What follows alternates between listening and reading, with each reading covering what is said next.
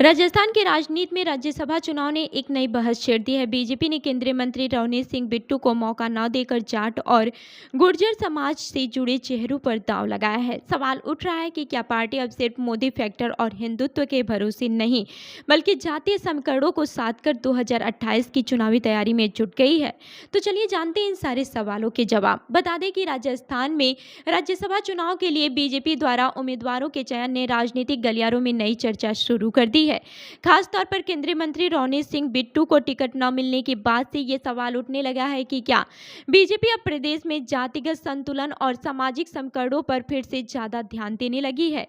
राजनीतिक विश्लेषकों का मानना है कि बिहार और उत्तर प्रदेश की राजनीति से मिले अनुभवों के बाद से बीजेपी राजस्थान में भी सामाजिक प्रतिनिधित्व को मजबूत करने की रणनीति पर काम कर रही है। राज्यसभा उम्मीदवारों के चयन में जाट और गुर्जर समाज को प्रतिनिधित्व देकर पार्टी ने साफ संकेत दिया है कि वो इन प्रभावशाली समुदायों को साधने में कोई कसर नहीं छोड़ना चाहती है।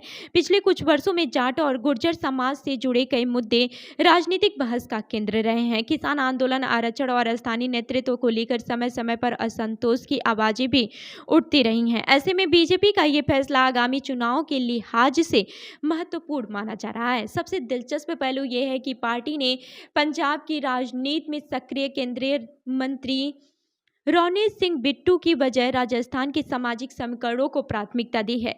इससे ये संदेश भी गया है कि बीजेपी फिलहाल राजस्थान में अपनी राजनीतिक पकड़ को और भी मजबूत करने पर फोकस कर रही है। राजनीतिक जानकारों का कहना है कि लोकसभा और विधानसभा चुनाव में मोदी फैक्टर और हिंदुत्व बीजेपी की बड़ी ताकत रहे हैं, लेकिन अब पार्टी यह भी समझ रही है कि हर चुनाव केवल इन मुद्दों के सहारे नहीं जीता जा सकता। राज्य स्तर पर मजबूत सामाजिक आधार, स्थानीय नेतृत्व और जातीय संतुलन भी उतने ही जरूरी हैं। विपक्ष लगातार रोजगार, महंगाई, कानून व्यवस्था और कर्मचारियों से जुड़े मुद्दे को लेकर सरकार को घेरने की कोशिश कर रहा है। ऐसे में बीजेपी किसी भी बड़े सामाजिक वर्ग को नाराज करने का जोखिम नहीं लेना चाहती है।